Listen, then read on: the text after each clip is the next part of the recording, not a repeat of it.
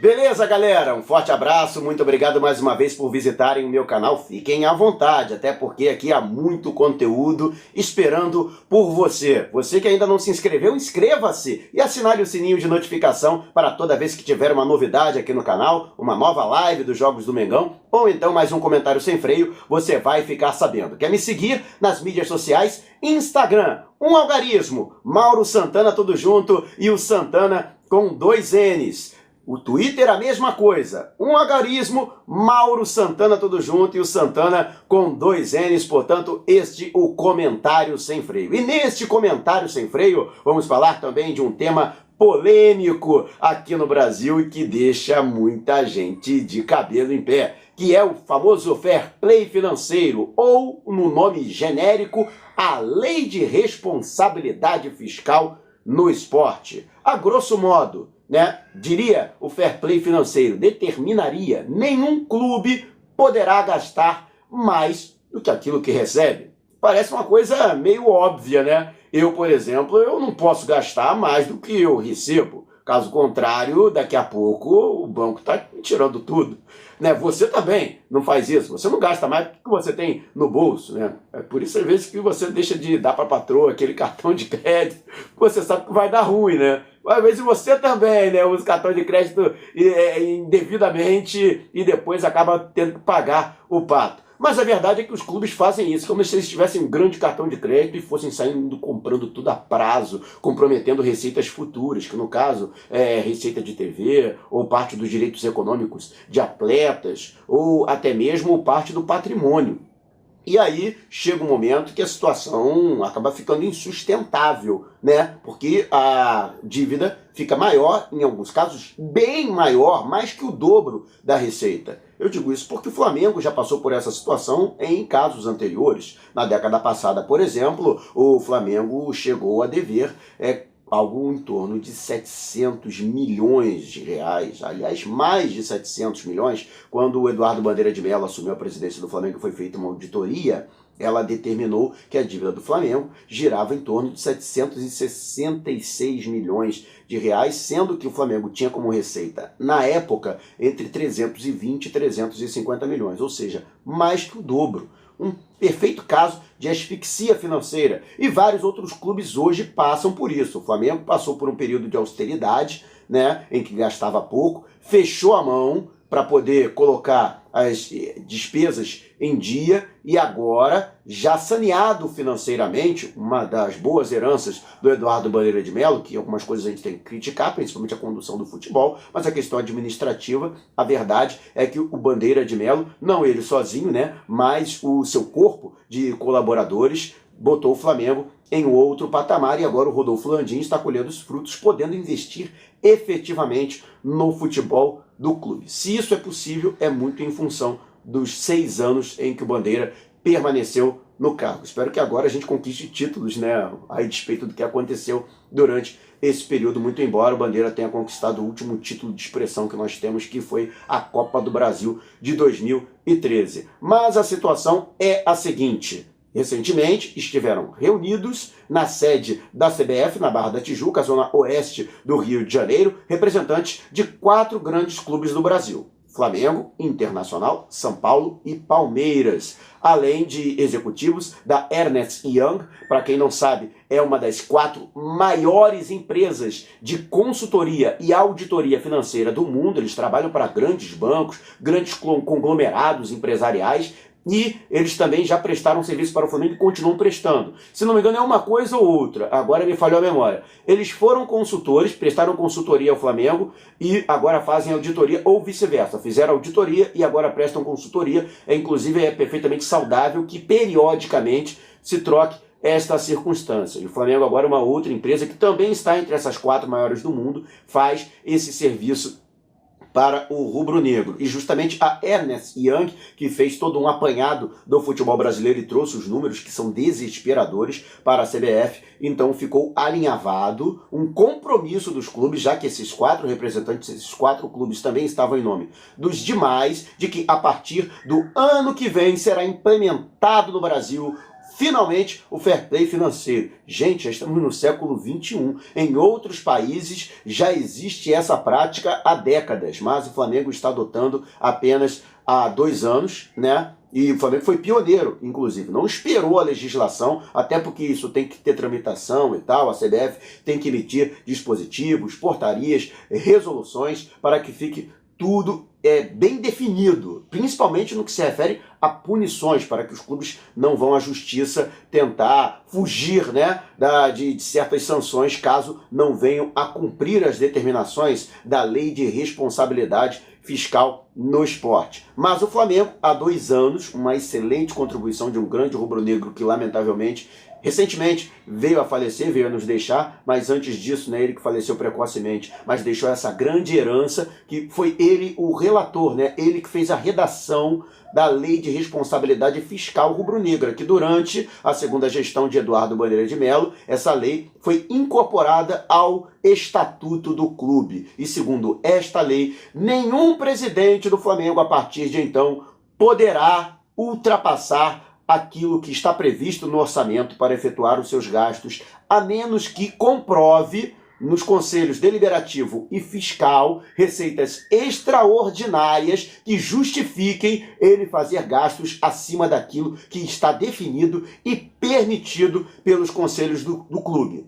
né? Em detrimento dessa situação, caso ele venha a infringir isso que já está no estatuto, ele pode ser afastado do cargo, pode ser excluído do quadro associativo do Flamengo e pode inclusive ter seus bens confiscados, arrestados, para repor o erário rubro-negro. Lógico que todos os outros clubes terão que se adequar também a essa responsabilidade, e é exemplo do que já foi feito de maneira pioneira no Flamengo. Os outros clubes também terão que alterar os seus estatutos para limitar a ação de seus dirigentes para que não venham a sofrer futuras sanções. Até porque o cara passa hoje no Flamengo, amanhã não está mais no clube, imagina, já não tem mais responsabilidade. Isso também pode acontecer em outros clubes, né? Simplesmente o cara, amanhã eu não vou estar aqui mesmo, eu vou estourar tudo, que eu estou em período eleitoral, estou em ano de eleição, meu time tem que ganhar, então vou sair gastando à torta e à direita, então não poderá fazer mais isso. Serão 4 anos em que os clubes das séries A e B poderão se adequar. Eles terão 4 temporadas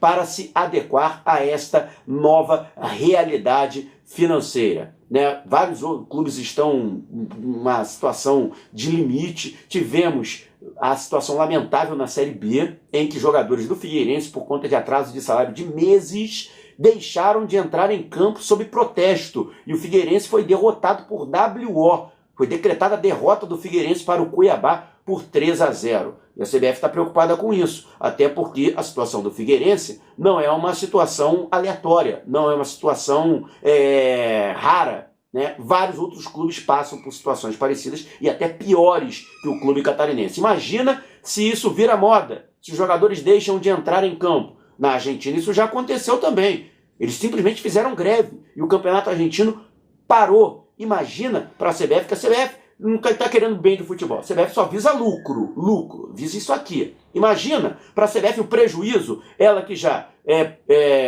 vendeu o naming right das competições nacionais, já vendeu os direitos de transmissão, já vendeu internacionais, né? Que aqui no Brasil os clubes negociam diretamente, mas a CBF ganha dinheiro com suas competições. Imagina se os jogadores simplesmente inventam, não vamos mais jogar, sentam a bunda no gramado. Imagina o que isso vai trazer de prejuízo para a CBF. Então, até se antecipando a esse problema, a CBF se reuniu com executivos desta grande empresa de consultoria financeira e assessoria financeira e também com 4 representantes de clubes do Brasil para definir esta situação. O Flamengo já está tranquilo, porque, repito, o Flamengo já se adequou a esta circunstância. Os outros clubes, repito, vão ter 4 anos. Os clubes da Série A estão diretamente submetidos ao fair play financeiro. Para os clubes da Série B, será apenas uma questão de orientação. Os clubes da Série A não. Eles terão que se submeter e, inclusive, poderão sofrer punições. Mas que punições seriam estas? Depende. Ela pode ser branda, desde uma simples advertência, como também pode ser uma punição mais severa. O clube pode perder pontos na competição, o clube pode ser excluído da competição, o clube pode deixar de disputar uma competição internacional. pode não ser indicado pela CBF para uma competição internacional, como a Libertadores da América ou Copa Sul-Americana. Ou pior, o clube pode ser rebaixado à divisão imediatamente inferior, caso venha de maneira reiterada a desobedecer o fair play financeiro. Ou seja, o clube está na Série A, dentro de campo, conseguiu se manter na competição, na elite do futebol. Mas aí fez besteirinha, fez bobeirinha, no critério financeiro, vai cair para a Série B da competição nacional e vai ser substituído por um outro clube da segunda divisão.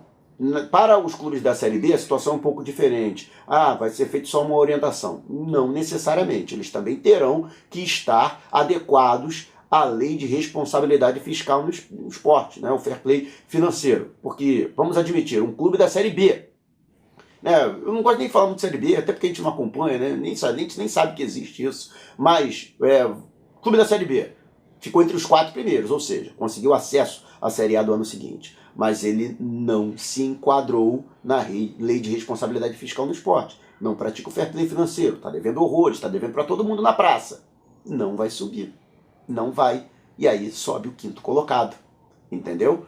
Então, os clubes têm que abrir o olho, porque senão eles podem ficar de fora, né? O que pode acontecer com o Flamengo, e aí o Flamengo pode sofrer uma consequência com relação a essa situação, é que o fair play financeiro pode estabelecer também tetos para gastos e investimentos durante uma temporada. Ou seja, o clube não pode gastar mais de tanto. Vamos dizer que haja um teto de gastos da ordem de 100 milhões de reais. O Flamengo já teria ultrapassado e receberia sanção. E essa sanção provavelmente seria na temporada seguinte ou na janela seguinte, o Flamengo não poder realizar transferências de atletas, nem comprando e nem vendendo, né? O que seria ruim para o rubro-negro, né? Isso já aconteceu na Europa, com o Real Madrid, com o Barcelona, grandes clubes da Europa, recentemente aconteceu com o PSG, grandes clubes da Europa já foram penalizados neste sentido, e isso pode acontecer com o Flamengo. Eu acho provável que aconteça, porque a galera tá todo mundo com medo, o Flamengo tá cada vez com mais dinheiro, então o povo tá de olho grande, né? E dentro dessa lei de responsabilidade fiscal no esporte, né, o famoso fair play financeiro,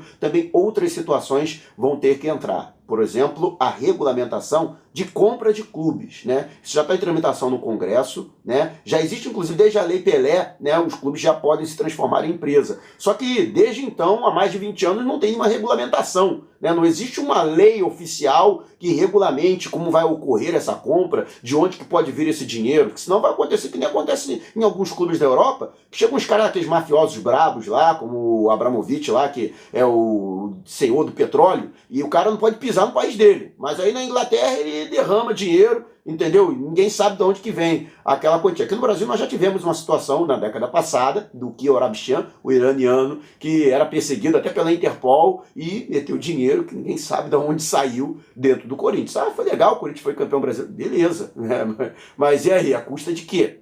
Pelo menos, eu prefiro sempre a ética, né? Eu prefiro sempre o Flamengo tá penando aí, mesmo tendo já saúde financeira, para conquistar título. Eu não gostaria, por exemplo, que chegasse um cara e derramasse dinheiro no Flamengo, né, um mafioso aí brabo, agora vamos ser campeões, a gente ganha tudo, e aí depois a gente fica com essa pecha aí de clube que serviu para lavagem de dinheiro. Então, isso tudo também vai entrar dentro do fair play financeiro. Tanto o dinheiro que sai, quanto o dinheiro que entra, serão regulamentados pela lei de responsabilidade fiscal no esporte. Valeu, galera?